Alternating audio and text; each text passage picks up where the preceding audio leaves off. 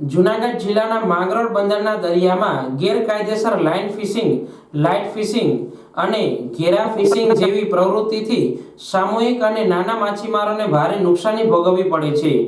દેશ અને ગુજરાતભરના દરિયામાં આ પ્રકારની રાક્ષસી ફિશિંગના કારણે માછીમારોને ભારે મુશ્કેલીનો સામનો કરવો પડે છે।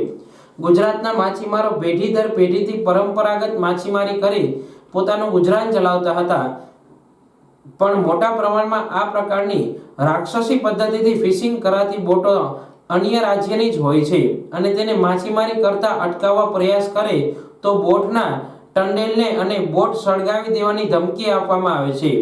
એલઈડી લાઇટ અને લાઇન ફિશના નામે ઓળખાતી રાક્ષસી ફિશિંગ પદ્ધતિથી આધુનિક ટેકનોલોજીથી વિશાળ ફિશિંગ ટેલરો દ્વારા દરિયાના તળિયામાંથી નાની માછલીઓ મોટા જથ્થામાં પકડી લેવાતા દરિયાના પેટાળમાં વનસ્પતિ જીવ સૃષ્ટિ સદંતર નાશ થતી જાય છે।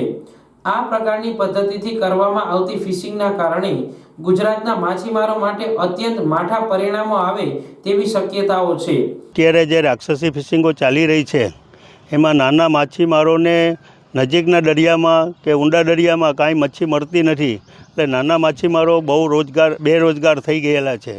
એટલે અત્યારે જે આ લાઇટ ફિશિંગ, પેરા ફિશિંગ, લાઇન ફિશિંગ જે કંઈ રાક્ષસી ફિશિંગો ચાલે છે તેનો સરકાર કાયદો લઈ આવે ને કાયદામાં આની જોગવાઈ કરે એવી અમારે સરકારશ્રીને નમ્ર વિનંતી છે।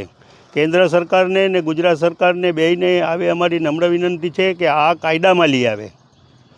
આ કાયદામાં લઈ આવ્યા પછી અમારું માછીમારનું આમાં સારી રીતે ગુજરાન ચાલે એવું છે।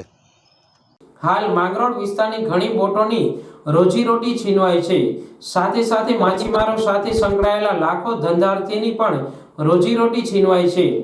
માછીમારો દ્વારા રાજ્ય સરકાર, કેન્દ્ર સરકાર અને fisheries department, coast guard, marine police સહિત સંબંધિત કચેરીઓને આ રાક્ષસી ફિશિંગ અટકાવવા લેખિત અને મૌખિક રજૂઆત પણ કરવામાં આવી છે। આજે માંગરોળ મામલતદારને આવેદનપત્ર આપી સરકાર નવા કાયદાઓ નિયમમાં લાવી આવા પ્રકારની ફિશિંગો અટકાવવામાં આવે તેવી માંગ કરી હતી। અમે આજે સમાજના લોકો રજૂઆત લઈને આવેલા છે। અમારા માટે બહુ દુઃખદ પ્રશ્ન છે કે દરિયાની અંદર ગેરકાયદેસર રીતે લાઇન ફિશિંગ, પેરા ફિશિંગ, લાઇટ ફિશિંગ, ઘેરા ફિશિંગ, લાઇન ફિશિંગ બધું ચાલે છે। એ અમારે સરકારશ્રીને વિનંતી છે કે આ તમામે તમામ બંધ થઈ જવું જોઈએ, નહીંતર અમારા જે લોકલ માછીમારો છે એ બેકાર બની જવાના છે, નિરાધાર બની જવાના છે।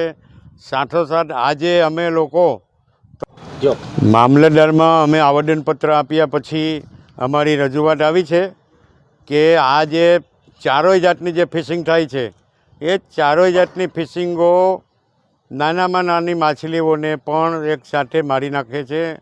એને મોટી થવા દેતા નથી, મોટી થાય નહીં એટલે લોકલ માછીમારોને એને કંઈ ઉત્પાદન પેદાશ થાય નહીં, એટલે આના કારણે તમામે તમામ જીવજંતુઓ ખતમ થઈ જાય છે, એટલે પર્યાવરણને નુકસાન થાય છે।